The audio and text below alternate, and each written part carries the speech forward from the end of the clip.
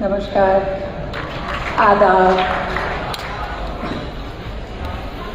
From the moment I walked into this university this morning till now, it has been an emotional roller coaster. The wonderful reception, and when the girls and the boys played that music for us with the drum and the flute, and then the inauguration of the gate, and every step has been so well organized. So I think with due respect, your Madam Vice Chancellor, Professor Najma Akhtar, I would say a very good Colonel Commandant. I think that's really good, because everything has been so well orchestrated. And I'm sure Professor Sarin Farhad Bashir has a lot to do with it, because, and it's so tightly done, because we had problem with the, not problem, but we took time with the flag, opening of the citation. So it's sort of very close bond. It's very tightly. I think I can see that here.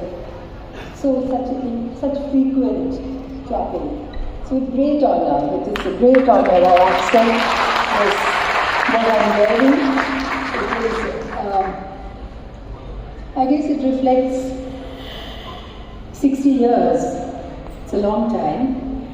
Being in the public eye, living in a glass house, everybody knows what we eat, where we sleep, what we do, and yet retain a kind of goodwill, because it's an open journey. I've made many mistakes, but people have been wonderful and have accepted me, and I think what else is there to ask of life? At this stage of my life, I'm deeply grateful to the goodwill of all of you. And this Imtiaz-e-Jamia from Jamia Millia Islamia, on its 103rd foundation day, is the crown. And I'm really very grateful for all of you to make this happen. It makes me very humble and very emotional.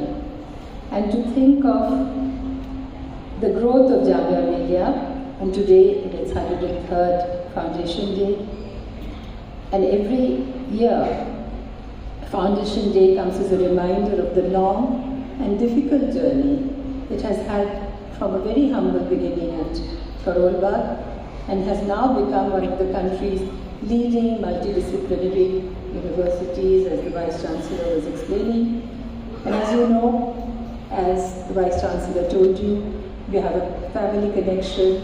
My husband's family, my husband's great-grandmother gave that land, and then subsequently it was named after my husband. This wonderful cricket ground. All the cricketers say that it's a wonderful cricket ground.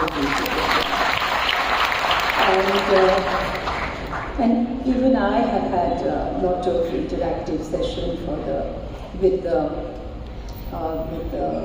Mass Communication Center, with wonderful people, and it's very thriving and very, I've learned from it, and I think I've been able to help them also. And I would like to really continue with that, because so many people that institution has produced, Shah Rukh Khan being one of them. So I think it's been wonderful. And also I brought Jamia Millia Islamia ascend great heights of academic excellence, a fact testified, as again the Vice Chancellor had pointed out, Jamia ranking in NAC, NIRF, and the Times Higher Education, amongst others. So that is again wonderful. But what I really would like to share with you today, while all of you are here, and so much has been said on that screen and everything, my journey hasn't been that smooth. When I acted at the age of 13, there is always that time lapse. When I started working, I was 13. When the film was released, I was 14. So there's always Wikipedia and everybody gets very confused when I really started. I would say I started when I faced the camera. That would be age 13. And when I did that, I had tremendous opposition from my principal. I was studying in a Bengali medium school, diocesan, and Miss Das felt I would be a very bad influence on the other children because films were really looked down upon. Even if you were working with somebody as distinguished as Satyajit Ray, who was internationally acclaimed at that stage, but it was frowned upon. Nobody from good families worked in films. I'm sure some of the stigma remains even now. So she asked me to leave the school or work in films. I really didn't have a choice because my father said yes, she's going to work in films. Because at the age of 13, I really didn't have a voice. So he decided for me. So I had to go from this Bengali medium school to an English medium school overnight at the age of 13, which is not really young, you're not a baby anymore.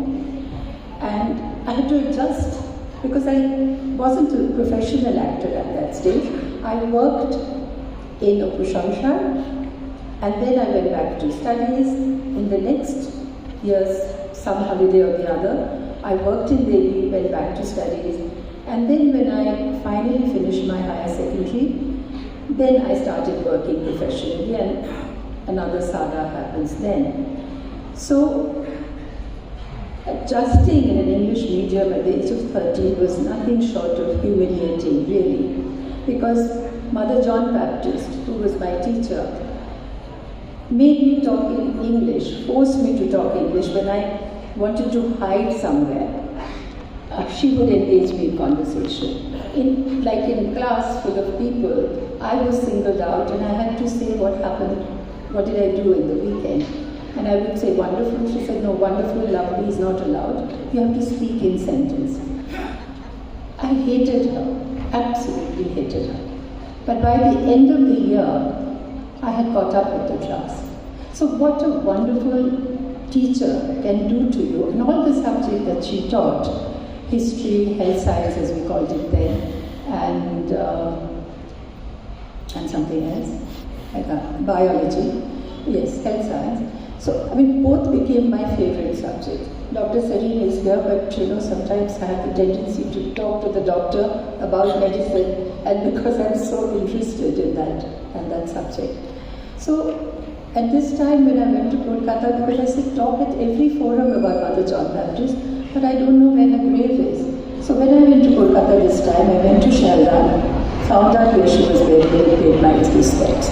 Because what a change she made in me. And I'm trying to say nothing is impossible. At the age of 30, I managed to, without knowing a word of English, I wrote something in Bengali on a windy day, and my mother translated it for me in English. So from then to now, it is possible. And when a journalist asked me that, your college, something he mentioned, I said I've never been to college, and he was kind of shocked. Again, I joined Loreto College because I did very well in university and I wanted to do history honors, but I wasn't encouraged. They kept saying, why don't you do history, past course, because I was already working professionally. They said it's not possible. I said, let me, at least give me 1 year, and then I will, whether I pass or not, and take your decision on that. But Mother Chancellor was absolutely rigid, and every day we would have this conversation.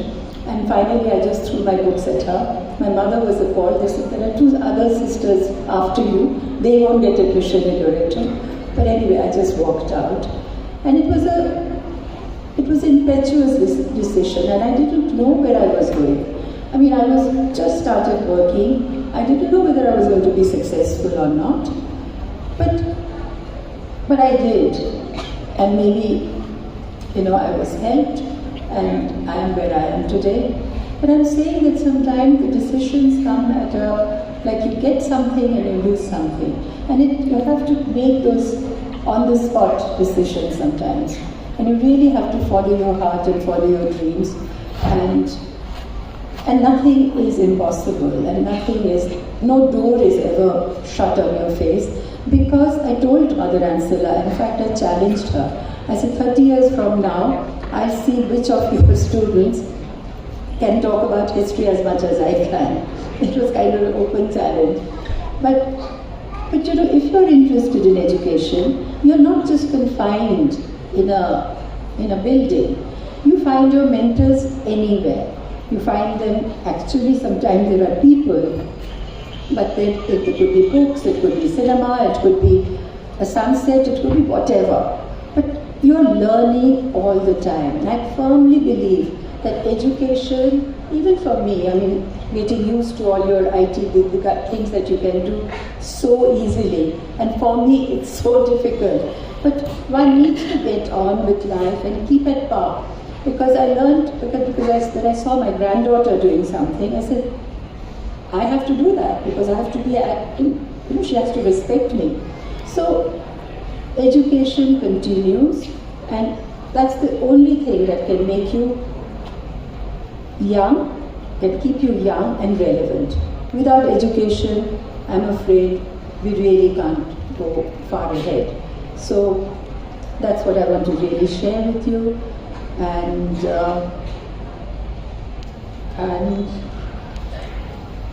But also I want to say that this kind of scholarship that you have, this kind of a focused scholarship, I perhaps am widely read, but not this kind of a focused scholarship that you're having in this wonderful institution is really, I'm envious of, because I never had that opportunity.